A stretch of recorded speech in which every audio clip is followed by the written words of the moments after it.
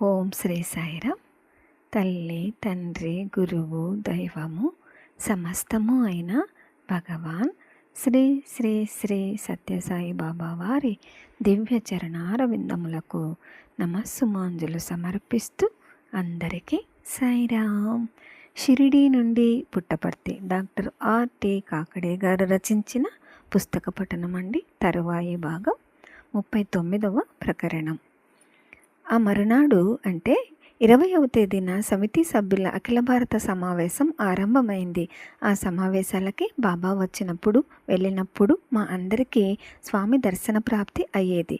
డ్యూటీలో లేని వారము పూర్ణచంద్ర హాలులో కూర్చొని స్వామి ఉపన్యాసాలను వింటూ ఉండేవాళ్ళము. ఈ సమావేశానికి వచ్చిన సభ్యుల సంఖ్య సుమారు 7,000 వరకు ఉంది. వారందరూ అత్యంత క్రమశిక్షణతో రాష్ట్రాల వారీగా బారులు తీర్చి హాలులో కూర్చొని ఉండగా శ్రీ బాబా వారి మధ్య తిరుగాడుతూ వారిని పరామర్శిస్తూ ఉంటే కన్నుల పండుగగా ఉండేది. స్వామి నా సమీపానికి వచ్చినప్పుడల్లా వారి పాద నమస్కారం నేను పొందుతూ ఉండేవాణ్ణి. ప్రతి సాయంత్రము బాబా వారి దివ్యోపన్యాసం ఉండేది. ఆ సమయానికి మా వైద్య సేవ కార్యక్రమం పూర్తి అయ్యేది కాబట్టి నేను ఆ ఉపన్యాసాలకి తప్పకుండా హాజరయ్యేవాడిని. తన్మయుడనై వింటూ ఉండేవాడిని. ఈ విధంగా ఆ సేవా సమితి అఖిల భారత సమావేశాలు 3 రోజులు జరిగాయి. ఉదయము 4:45 ప్రశాంతి నిలయంలో జరిగే ఓంకార కార్యక్రమంలో పాల్గొని తరువాత ఇతర భక్తులతో పాటు ముమ్మారు నగర సంకీర్తన రూపంలో ప్రశాంతి నిలయ భవంతిని చుట్టి వచ్చి తదుపరి కార్యాలు నిర్వర్తించుకొని సమయానికి నా వైద్య విధులకు హాజరు కావడం ఈ 3-4 రోజులు నా దైనందిన కృత్యంగా ఉండేది. ఈ సమయంలోనే ఆంధ్రదేశంలో స్థలాంతరంలో ఒక అపూర్వమైన విపత్తు వాటిల్లింది. అది కోస్తా ఆంధ్ర ప్రాంతంలో కుండపోతగా వర్షాలు, పెను తుఫాను గాలులు, అందుకు తోడుగా అది వరకెన్నడూ కనీ విన్ని ఎరుగనంతగా ఉధృతమైన సముద్రపు టుప్పన కలిసి తీర ప్రాంతాన్నంతటను తుడిచిపెట్టి వేసి ప్రచండమైన బీభత్సవాన్ని సృష్టించాయి. అనేక తీర గ్రామాల రూపుమావి కొట్టుకుపోయాయి. వేలాది పశువులు, అనేకుల కుటుంబాలు ఆనవాళ్ళు లేకుండా పోయాయి. లక్షలాది కుటుంబీకులు నిరాశ్రయులయ్యారు. ఇట్టి ప్రకృతి విజృంభణకు గురి అయింది ఆంధ్రప్రదేశ్ తీర ప్రాంతం. నవంబర్ 23వ తేదీ బాబా జన్మదినం. ఆనందోత్సాహాలతో ఎంతో వైభవంగా బాబా జన్మదిన వేడుకలను జరుపుకున్నారు భక్తజనం. ఆ కార్యక్రమాల అనంతరం బాబా భక్తుల మధ్య తిరుగాడుతూ స్వహస్తాలతో లడ్డూ ప్రసాదం అందరకు అందించారు.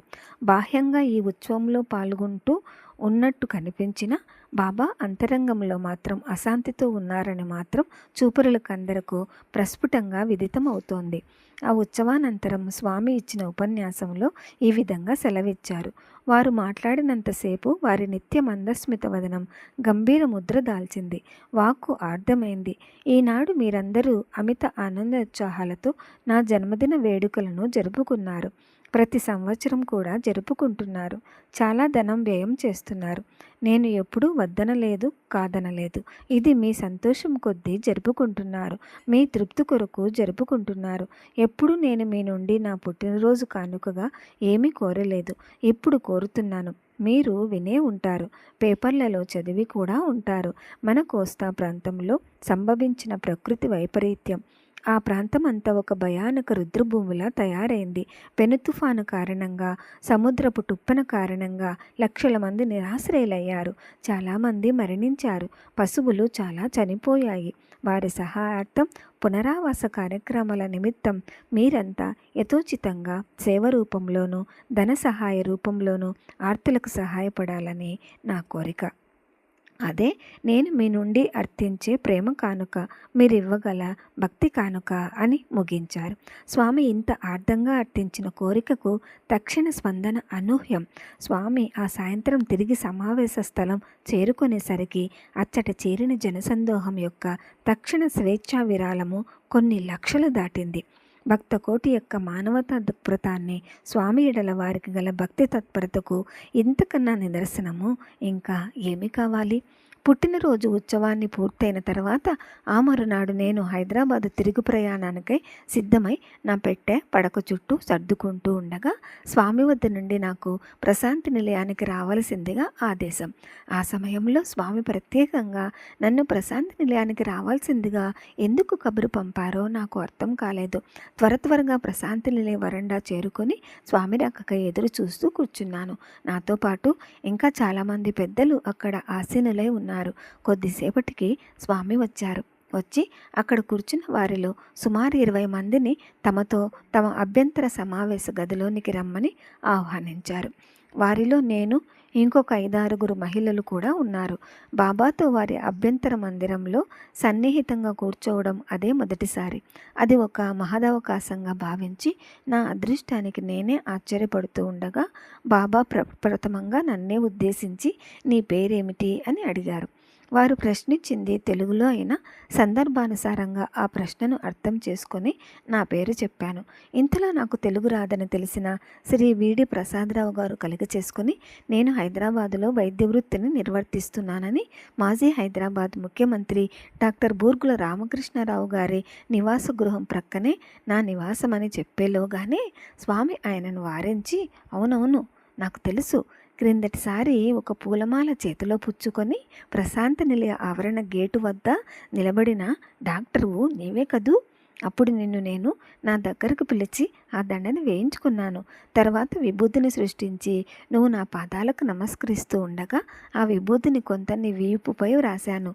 అంతటితో అంతవరకు నిన్ను అమితంగా బాధిస్తూ ఉన్న వెన్ను నొప్పి పూర్తిగా మాయమైంది. వెంటనే మాయమైంది కదూ. నాకు బాబా జ్ఞాపకం నీకు జ్ఞాపకం ఉందా అని అన్నారు స్వామివారు. ఏకధాటిగా ఆనాడు జరిగిన సంఘటనలు పూసుగుచ్చినట్లు వివరించారు. నాకు ఆశ్చర్యం వేసింది.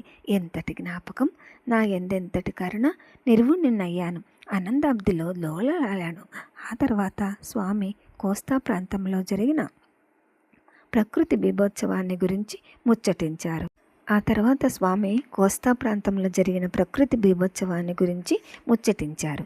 అచ్చట ఉప్పెన బాధితులకు శ్రీ సత్యసాయి సేవాదళ సంస్థ ఏ విధమైన సహాయాన్ని అందజేయాలో వివరించారు.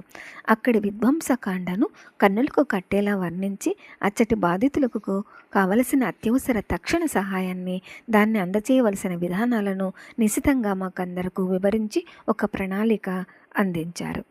వారికి ముఖ్యంగా కావలసినవి తిండి, వసతి, ఆరోగ్య పరిరక్షణ. ముందుగా మన సంస్థ కేంద్రీకరించిన రంగం వారికి తిండి అందించటం. వంటలు మన వాళ్ళే చేయాలి. ప్రతి ఒక్కరికి ఒక కంచం, ఒక గిన్నె, ఒక గ్లాసు అందేటట్లు వెంటనే ఏర్పాటు చేయాలి. ఒక్కొక్క కుటుంబానికి ఒక్కొక్క లాంతరుని పంపిణీ చేయాలి. ఇక వసతి విషయంలో వెంటనే వారు తలదాచుకోవడానికి కొన్ని పాకలు, పందిళ్ళు నిర్మించాలి. తర్వాత విషయం వారి ఆరోగ్య పరిరక్షణ. రోగాలు వ్యాపించకుండా తగిన శౌచ కార్యక్రమాలు, రోగాలు సోకకుండా వారందరికీ వ్యాధి నిరోధక టీకాలు ఇప్పించే కార్యక్రమాలు వెంటనే ఏర్పాటు చేయాలి. పిల్లలకు ఆహారంగా పంచిపెట్టడానికి కొన్ని మంచి రకం బిస్కత్తులు కావలసినన్ని వెంట తీసుకుని వెళ్ళాలి. వారు వారి సర్వస్వాన్ని కోల్పోయి ఉంటారు కాబట్టి వారికి కట్టుగుడ్డ కూడా లేని పరిస్థితి ఏర్పడి ఉంటుంది. అట్టి వారికి వస్త్రదానం చేయాలి. వస్త్రదానం అంటే చిరిగిన గుడ్డ పీలికలు కాదు, ధారణయోగ్యమైన కొత్త బట్టలే వితరణ చేయాలి. ముందు వారి తక్షణ అవసరాలు, ఆ తర్వాత వారి పునరావాసము మన ధ్యేయంగా ఉండాలి. ఈ సేవా కార్యక్రమాలు జరుగుతూ ఉండగా వారికి విభూతి పొట్లాలు పంచడం కానీ, నా చిత్రపటాలను ఇవ్వడం కానీ పెట్టుకోకండి. భజన కార్యక్రమాల జోలికి అసలే పోవద్దు. అన్నార్థులై తలదాచుకోవడానికి ఆచ్ఛాదన లేక రోగభయంతో అలమటిస్తున్న వారికి భజనలెందుకు, చిత్రపటాలెందుకు? వారికి ధైర్యంగా వారి కాళ్ల మీద నిలబడగల శక్తిని ఇవ్వడానికి వారికి ఎంతవరకు అందుతోంది, దానివల్ల వారికి ఎంత ఊరట కలుగుతోంది, సడలిన ధైర్యం ఎంతవరకు పునరుజ్జీవితం అవుతోంది, వారిలో నెలకొన్న నైరాశ్యం ఎంత తొలగించగలిగాము అన్నది ముఖ్యం. ఇందులో ఈ మానవ సేవా కార్యంలో మనం ఎంతవరకు కృతకృత్యులం కాగలిగాము అన్నది ముఖ్యం. కానీ ఈ కార్యక్రమ నిర్వహణకు ప్రోత్సాహకులెవరు, ఎవరు నడిపిస్తున్నారు, ఏ సంస్థ నిర్వహిస్తోంది అన్నది కాదు ముఖ్యం. వారికి తక్షణం కావలసింది మన అండదండలు, మన సహాయ సహకారాలు అని మమ్మల్ని ఉత్తేజపరుస్తూ ఈ మానవతా ఉద్యమానికి కర్మోన్యుక్తులను మమ్మల్ని చేశారు స్వామివారు. అది 1978వ సంవత్సరం. ఆ సంవత్సరమే నేను మొట్టమొదటిసారిగా దసరా ఉత్సవాలకు పుట్టపర్తి వెళ్ళడానికి సంకల్పించింది. అంతవరకు వాటి వైభవాన్ని గురించి వినడమే గాని వెళ్ళి దర్శించింది లేదు. ఆ దసరా 10 రోజులు అంటే ఆశ్వీజ శుద్ధ పాడ్యము లగాయతు విజయదశమి వరకు పుట్టపర్తిలో చాలా ఆడంబరంగా, ఆధ్యాత్మికంగా, పవిత్రమైన రీతిలో అనేక హోమ కార్యక్రమాలు వగైరా జరుగుతాయి. ఒక వంక సూర్య నమస్కారాలు, మరొక వంక వేద పఠనము, పురాణ పఠనము వివిధ రకాలైన మన పూర్వుల క్రతువులను గుర్తుకు తెస్తాయి. ఈ విధంగా ఉదయము 11 గంటల వరకు ఈ వైదిక తతంగం నడుస్తూ ఉంటుంది. వేలాది భక్తులు పూర్ణచంద్ర భవనంలో వేదిక మీద జరుగుతూ ఉన్న ఈ ఉత్సవాలను చూసి తరించడానికి ఆ సభాస్థలిలో సమావేశం అవుతారు. అనేక మంది శాస్త్ర పండితులచే నిర్వహింపబడే ఈ బృహత్కారాచరణ బాధ్యత బాబా ఆంధ్రదేశంలో మాన్యత గన్న శ్రీ కామావధాని గారికి అప్పగించారు. ఈ 10 రోజులలో ప్రతిరోజు ఏదో ఒక సమయంలో ఆ స్థలానికి స్వయంగా విచ్చేసి బాబా ఈ కార్యక్రమాలను పర్యవేక్షిస్తూ ఉంటారు. ఈ ఉత్సవాలన్నింటికీ ముగింపు దినము మకుటాయనమాన దినము 10వ రోజు విజయదశమి రోజు. ఆనాడు పూర్ణాహుతి, అంతిమ హోమదినం. పూర్ణచంద్ర సభా మండపం భక్తజనంతో కిక్కిరిసి నిండి ఉంటుంది.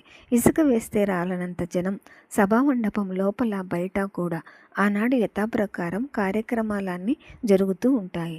భజన ప్రారంభం అవుతుంది. సుముహూర్త వేళకు స్వామి తమ ప్రశాంతి నిలయ సౌధం వదిలి పేరోలగం వంటి పూర్ణచంద్ర సభా మండపం వైపు తరలి వస్తారు. దారి పొడుగున 2 ప్రక్కల ప్రేక్షక జనము బారులు తీరి నిలుచుకొని ఉంటారు స్వామి దర్శనార్థులై. వారి అంతా చిత్ర విచిత్ర వర్ణాలతో రచించిన ముగ్గులతో కన్నుల పండుగగా ఆ దారి అంతా అలంకరించి ఉంటుంది. స్వామి నడిచే మార్గం మాత్రం రంగురంగుల పూరేకులతో పరిచి ఉంటుంది. స్వామి పాదపద్మాలు కందిపోకుండా ముందు స్వామి కాలేసి విద్యార్థులు బ్యాండు వాద్య బృందం, తర్వాత నాగస్వర వాద్య బృందం మంగళవాద్యాలు మ్రోగిస్తూ ఉండగా సర్వాలంకార భూషితమైన పట్టపుటేనుగు సాయి గీత మందగజ గమనంతో దారి చూపుతుంది. వెనుక వేద పండితుల వేదఘోష, ఆ వెనుక ఛత్ర చామరాది లాంఛనాలతో స్వామి యజ్ఞపురుషుడుగా స్వచ్ఛమైన ధవల కాంతులను పట్టు అంగరకాలు దివ్య పరిమళ పుష్పమాలాలంకృతులై సాక్షాత్తు శ్రీమన్నారాయణుని తలపించే ఠీవితో స్వామి నడిచి వస్తూ ఉంటే ముచ్చటగా తిలకించటానికి భగవంతుడు మనకు ప్రసాదించిన కేవలం నేత్రద్వయం చాలదనిపిస్తుంది. 1000 కన్నులైనా చాలతాయా అనిపిస్తుంది. శ్రీవారి వెనుక తిరిగే వేదాంగ శాస్త్ర పండితులు భక్త బృందము ఈ దృశ్యము దర్శించవలసిందే కానీ వర్ణించటానికి మాటలు చాలవు. మందగమనముతో ఈ ఉత్సవ సమూహం పూర్ణచంద్ర సభా మండపం ప్రవేశించేటప్పటికి అక్కడ జరుగుతూ ఉన్న భజన తారస్థాయిని అందుకుంటుంది. ఒక్కమ్మడిగా పూర్ణచంద్ర సభా మండపమంతా సభికుల జయ జయధ్వానాలతో కరతాళ ధ్వనులతో మార్మోగిపోతుంది. బాబా తర్వాత పూర్ణచంద్ర సభా వేదికను ఆరోహిస్తారు.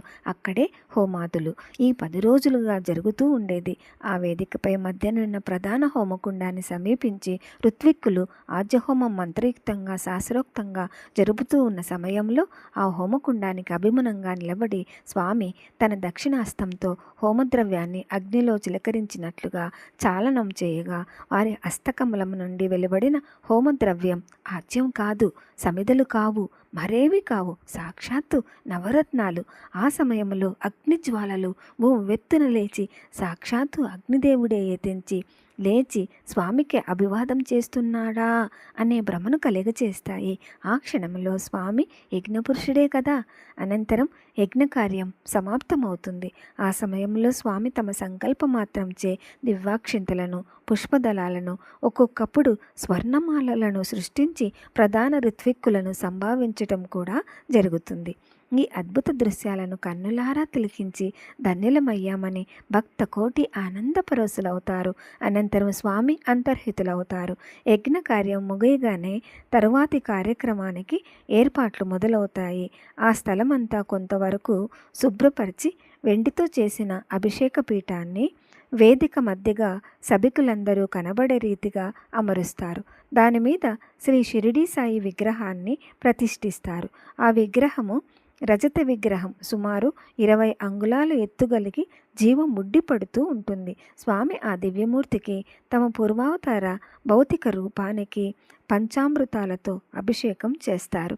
అటు పిమ్మట అంతకు మునిపే సేకరించి ఉంచి నా పవిత్ర నదీ జలాలను అప్పుడే మంత్రఘోషతో పండిత శ్రేష్ఠులు ప్రధాన పూజారి తెచ్చిన చిత్రావతి జలాలతో సమ్మిళితం చేసి శుద్ధోదకంతో షిరిడీ సాయి విగ్రహానికి స్నానకార్యం జరిపిస్తారు. స్వామి స్వహస్తాలతో ఈ అభిషేక కార్యక్రమం అంతా యథావిధిగా ముగించిన తర్వాత స్వామి మళ్ళీ నిష్క్రమిస్తారు. అచ్చటి అర్చక జనం ఈ అభిషేక జలాన్ని ఏకత్రం చేసి ఒక రజిత పాత్రలో భద్రపరుస్తారు. ఆ జలాన్ని ఆనాటి ఉదయపు కార్యక్రమాలన్నీ ముగిసిన తర్వాత స్వామి దయతో అచ్చటి చేరిన భక్తులందరి మీద మండపం లోపల బయట ఉన్న వారందరి మీద ప్రోక్షిస్తారు. ఆ పవిత్ర జలం ఒక కణమాత్రం తమ పైన పడినా తమ జన్మ ధన్యమైందని అచ్చట చేరిన ప్రజానీకం తృప్తి పడతారు. ఓం శ్రీ సాయి. తరువాయి భాగం వచ్చే వారం విందామండి. జై బోలో భగవాన్ శ్రీ సత్య సాయి బాబాజీకి జై. సమస్త లోకాః సుఖినో భవంతు. ఓం శాంతి శాంతి శాంతి. అందరికీ సాయి రామ్.